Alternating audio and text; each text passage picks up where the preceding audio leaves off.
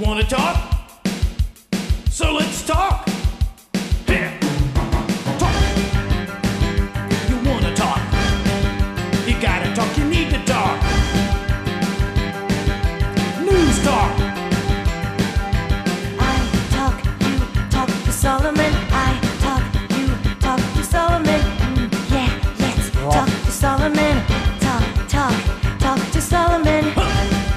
You gotta talk, you wanna talk. Welcome. Talk to Solomon time. That's me, Stan Solomon, my co-host. Chief Steve. Chief Steve Davis, and our guest, the one, the only, but never lonely, Dr. Alan Keyes. Alan, good evening. Hi, Stan. How are you? I am fine. Alan. Hello, Chief. Can I say hello to the Chief? Yes, please. Hi, Chief. How are you? Great, Dr. Keyes. Good to see you. It's very good to see you again. Congratulations on a great effort. Well, thank It you. was wonderful that you went out there and represented, I think, the things that are dear to all our hearts. I just wanted to say that when I had a chance. Thank you very much.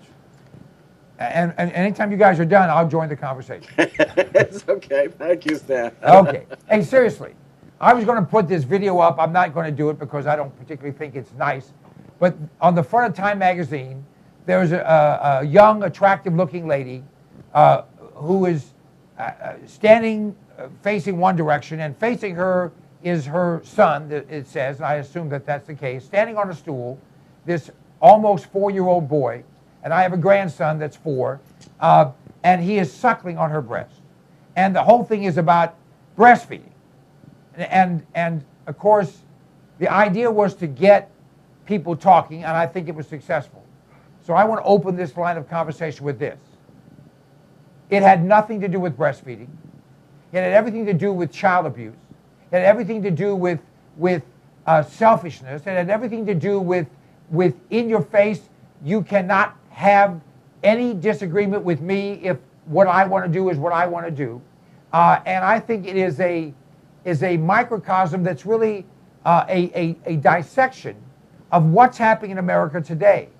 That in the Bible it says, when day is night and night is day, when right is wrong and wrong is right. This is that, in my humble opinion. Not that I didn't encourage my daughters to breastfeed their babies, their infants, until they were able to eat food on their own, until they were 6 months or 5 months or 7 months, whatever the time might have been.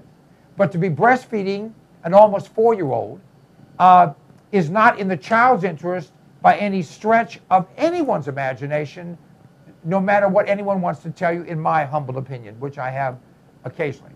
Dr. Keyes.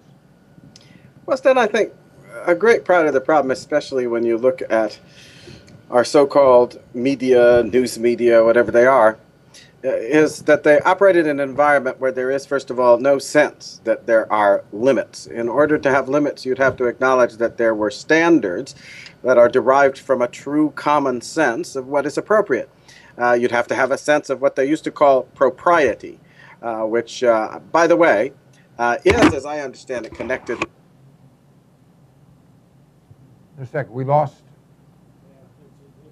Sorry, which in French, sorry. All right. It is connected with the word propriety, which is translated into our language as property, that which belongs to you, right?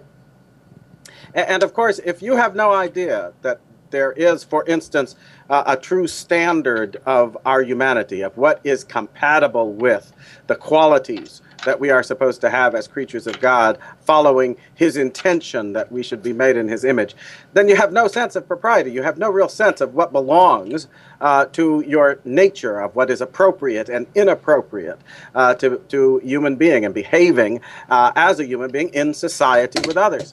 And we also, of course, have put a great deal of stress on this notion that anything goes as far as individual whims and what people want to do in this and that place in public. One of the areas where we've seen this, of course, is now being promoted as a right, which is homosexual behavior. In the parades and other things, there were public displays of sexuality and other things right in your face. And the whole idea is that if you react in any way that disapproves of these public displays, you're the wrong one, because individuals are not required to show any respect for social norms, even when, and this is the point that I think really strikes home with what you're talking about, even when it's going to affect the children. whether it affects their understanding of the world, their education, their upbringing. It doesn't matter. They have to live in a world in which they must be bombarded with whatever behavior, whatever language people want to inflict upon them, because no one is called upon to respect the sense of propriety, to operate as if, whatever may be the case in their sort of private doings at home and so forth, when they go out into the world, they have to show a proper respect for others. And that goes along, by the way, Stan, I think, with an approach to politics and public policy that no longer has any grounding in a sense of the common good, that is all about what have you done for me lately, so that the center of everything is using public power and public monies in order to cater to the whims of individuals. And of course, that is part and parcel of what I think is the overall objective of all of this: to weaken our sense of character, weaken our sense of moral discipline, weaken our ability, therefore, to govern and control ourselves as individuals, so that we will go down a road that encourages our dependency on government and that ultimately destroys our capacity to govern ourselves. I think underlying what has been an assault on the social cultural basis of our society is that hunger to concentrate power in the hands of an elite few and put the rest of us in a state and condition in which we have so debased ourselves that we are no longer capable of rising to the standard that would allow us to hold on to our liberty and have a say in the future of our society. Well, I think that not only is that correct, it brings to mind societies where the basis of the reason for the society was to serve the elites. Now, if you will, folks, think to plantations, where the people on the plantation served the master, or the master and the master's family. So whatever the master and the master's family wanted you to do, whether it was dance or fornicate or be beaten or be killed or work or play or sing or cry, that was the reason for your being. Chief, am I painting to being a picture here? No, and this story to me has a lot of different overtones, and you've both alluded to something that I think the bigger picture is if we're supposed to take this as a norm, then it's easier for us to also accept something else as a norm, such as homosexuality in public or some other kind of a forum. But this, the first thing I thought when I saw this photograph was, my God, this woman could have had 4 children at 4 different births. They'd all be breastfeeding at the same time. It's just not really, even though breastfeeding is a natural act, it's not natural for a 4-year-old to be breastfeeding. So, and I do want to compliment her, though, for choosing a life over an abortion. At least she does have this healthy child. But then the next thought is, I'm a policeman, and I thought, oh my God, she's going to create a new version of bullying. When this poor kid gets in middle school or high school, he's going to be the most bullied kid we've ever heard of because of this. Well, unless every kid is seen doing this, which will be, of course, the next thing, that there will be a mandate that you not breastfeed, but that you breastfeed in public because it's going to be required. Or am I going way off the reservation here, Doctor? I sadly don't think so, Stan. I think we have been watching over the course of the last several years, as it's become more and more apparent that what folks were pretending they only wanted you to tolerate, they are now going to force you to accept and to support and ultimately to practice. Because, of course, if you disapprove of behavior and you refuse to participate, you become like, well, I know what it's like. It's like the folks in the old Westerns, and you're standing there minding your own business, and somebody invites you to have a drink, right? And you say, no, I really don't feel like drinking right now, and they start to take offense. You know, how dare you say you won't drink with me? You think you're better than me or something? And that would then lead to a gunfight, right? Well, I think that's the same attitude they're taking now. If you don't join me in this behavior, then you, in your disapproval, are demeaning and degrading me. So the only way that you can prove that you actually accept what I do is to imitate it and to support it. And that is something that then, because you have no right to disapprove of me, that's a hate crime, I can then demand that the government use coercion on you so that you will join me in the activity. I sadly believe that is the road we're going down. It's certainly the road that they've already taken our institutions of higher learning down. And it's also now going into high schools and elementary schools in terms of attitudes towards sexual behavior. And in California, I think they're, as I think we have discussed, have proposed a law that says that parents, if they teach their children that there's anything amiss with homosexuality, are then going to be subject to penalties under the law and even to the removal of their children from the home. So it's not only not far-fetched to see coercion about these things in the future, Stan, it's already happening. You know, it reminds me of a story. I knew a fellow. I didn't know him well. Actually, I met him through my radio program. And he said, "You're a homophobe." I said, "No, I'm not a homophobe. I'm not afraid of you. I just happen to think you're disgusting." And he says, "Well, you can prove you're not a homophobe by drinking from the same glass I'm drinking from." And this guy was an AIDS activist because he had AIDS. I said, "Not only won't I drink from it, I will say publicly that no one should drink after you, before you, around you, or frankly, to your honor, because you're in the situation you're in, because you chose to be there. You chose to act on impulses. You chose to repeatedly act on those impulses. You chose to have unprotected sex. You chose to let it be known that you have AIDS. And now you're saying people have to choose their own safety or your feelings. You know what? You're barking up the wrong tree, buddy. I don't care if you live or die. God does, I don't. Jesus loves you, I don't. Best find him, for I find you, is my motto.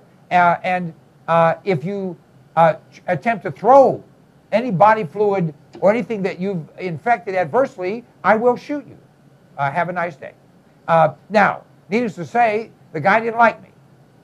Needless to say, the vast majority of my listeners thought I was crazy to say what they thought, but it was what they were thinking. Now, Chief, you've dealt with this your whole career, of people that do incredibly stupid things and then want to blame anyone but themselves, right? Yes, and a friend of mine called this the tall building theory. If you want to have the tallest building in town, there's two ways to get it. One is to work really hard and build the tallest building. The other way is to tear everyone else's buildings down. Your little shack is still the tallest. Dr. Keys? Well, no, I think that that's very true.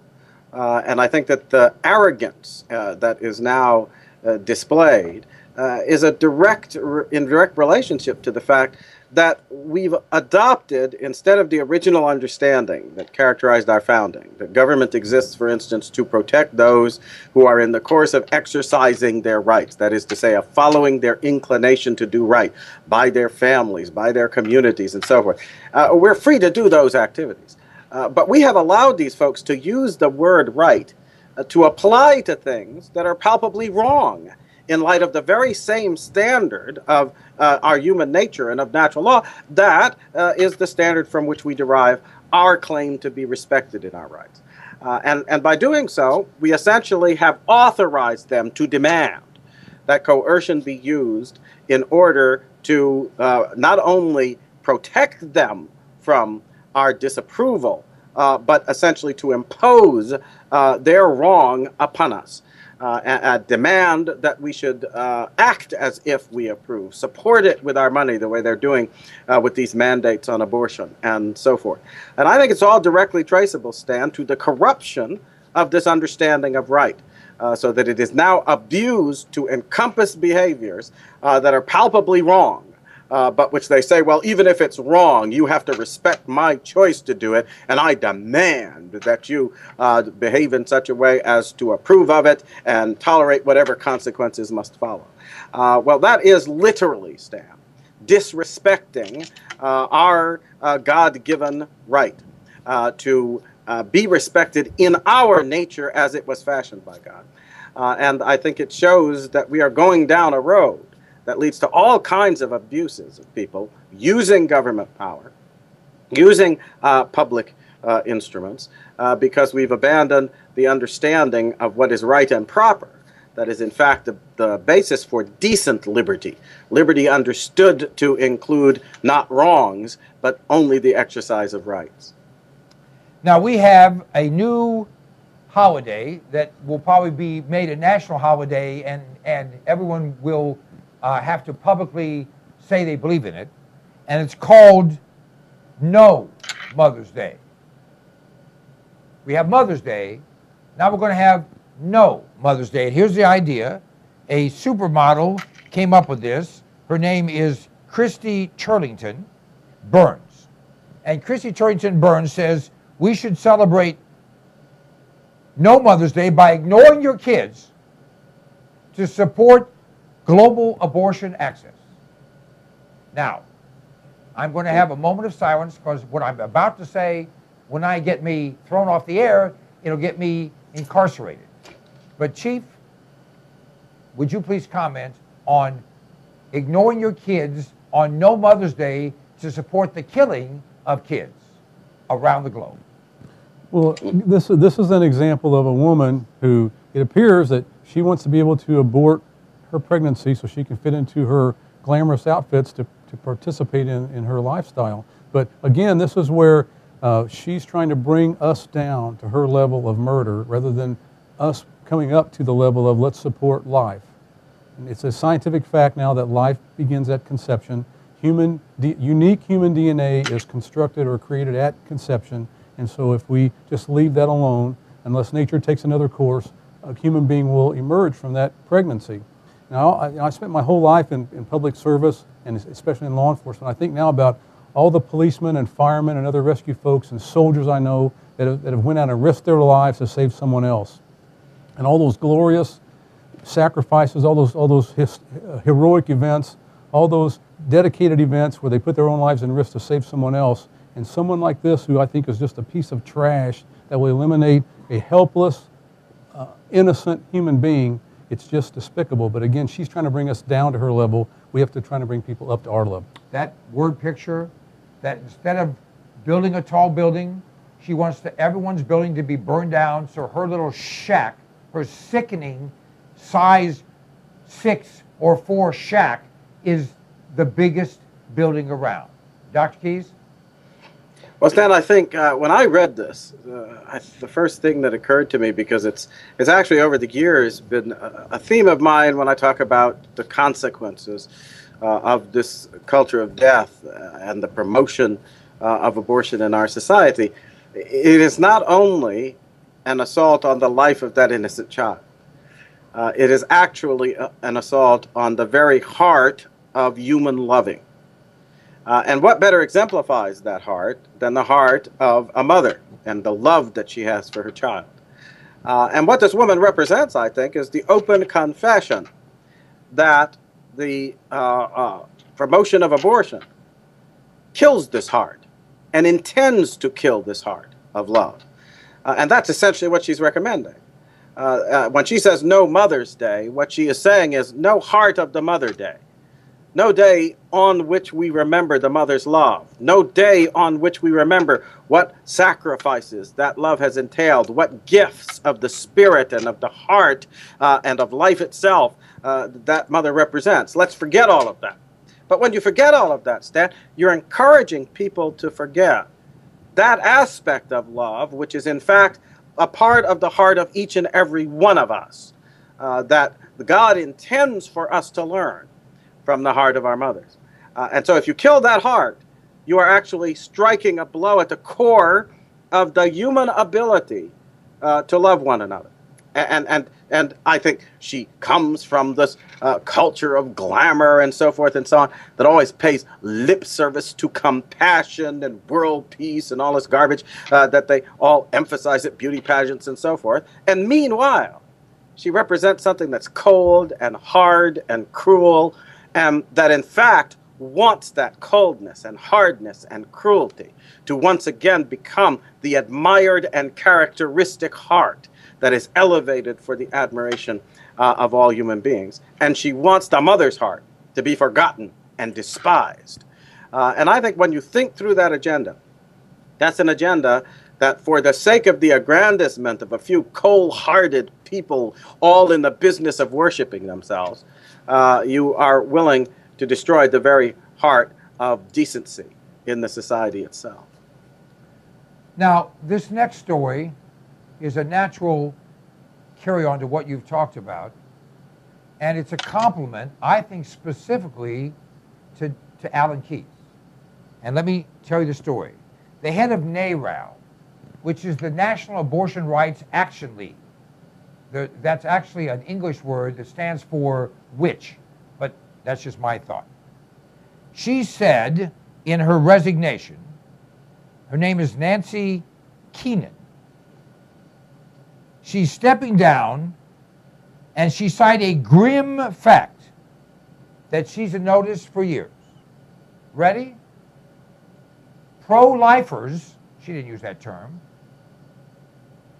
have a great deal more passion, more love, more focus, more dedication than pro-deathers, or as she said, pro-abortion folks. She said, we're losing the intensity battle. Let me, for tens of millions of babies who have been saved, and hundreds of millions of Americans who are thankful, say to you, Alan, you, among others, but you have been, without question, the most maligned, antagonized, shot at, demeaned individual, perhaps in the history of the pro-life movement, and you have never faltered for a second, for an instant, for a step, and you're a hero.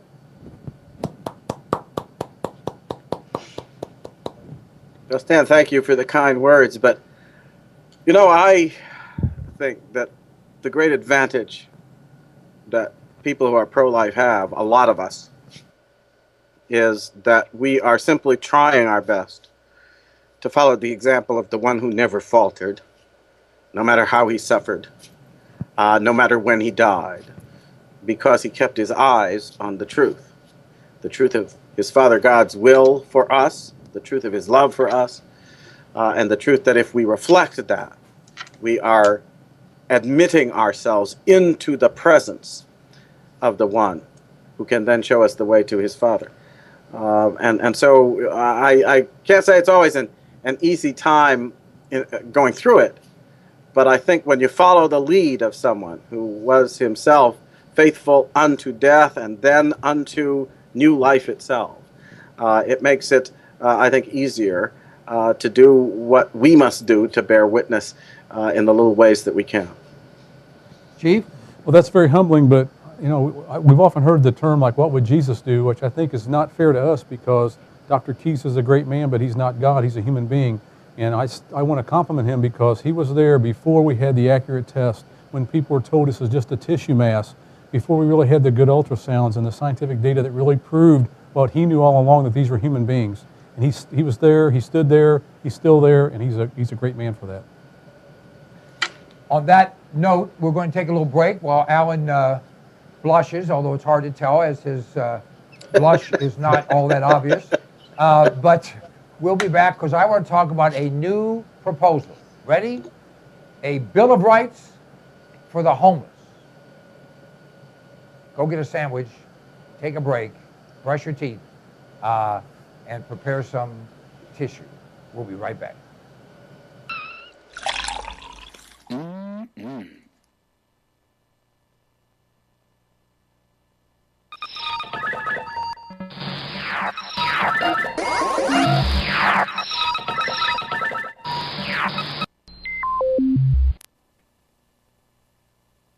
Do you like to eat? I do. We all run to the store if we're hungry, right? Well, there are times when that doesn't work. And for those times, and it may be for an hour, and it may be for a day, and it may be for a week, who knows, God's in charge, you need to have quality food. Alpine Air, that's what this is, quality food. It has extended shelf life, and it tastes great. You should store what you eat and eat what you store. Just go to cpnlive.com, click on the icon for the Alpine Air foods. It's incredibly reasonable. It's actually a way to save money. Alpine Air has quality food that's going to be there when you need it. It's always better to have it and not need it than need it and not have it. Alpine Air at cpnlive.com. Click on the icon and protect your family.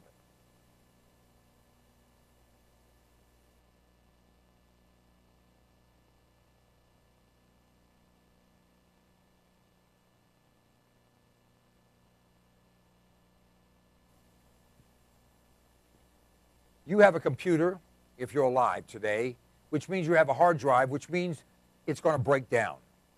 Mosey, the backup people, for thousands, for Stan, for thousands of people, for tens of thousands of people, is simply common sense. You go to cpnlive.com, click on the icon for Mosey, the backup people, and sign up. It's just a few dollars a month. Let me tell you something. We had a break-in. They stole our whole computer. You know what? When they take the computer, you can't recover anything, but we had Mosey. We had the backup. We were able to restore everything simply by buying another computer.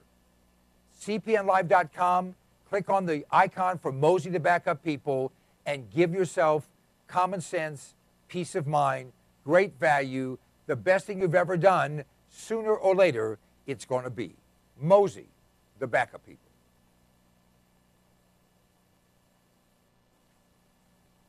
I am holding in my hand a product. It's called TR10 supercolloidal silver. It's a natural antibiotic that works.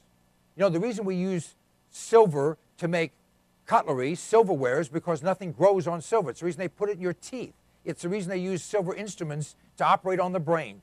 TR10 is very inexpensive. Just go to cpnlive.com, click on the icon for the TR10, and order a quart. It's so inexpensive, it's really silly.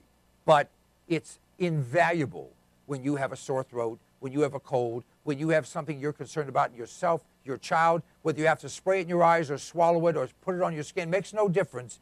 It's totally safe. It has less silver than is the safe level in drinking water, yet it's done in such a way that it does the job.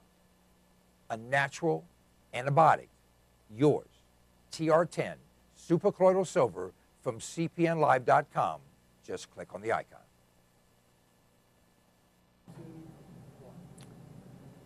Do you like being healthy? I do. In fact, this product, which I've been taking for years now, is absolutely the answer. Now, you may not believe it, but I'm actually 21, plus tax, of course.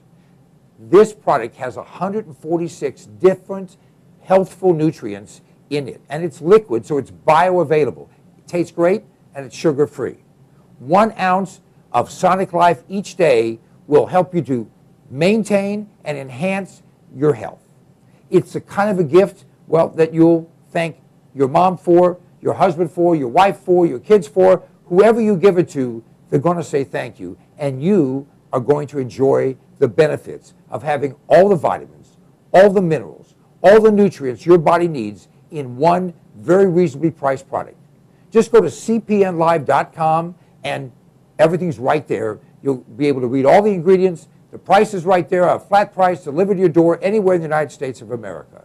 Sonic Life is a gift, a great gift. Give it to yourself. I do.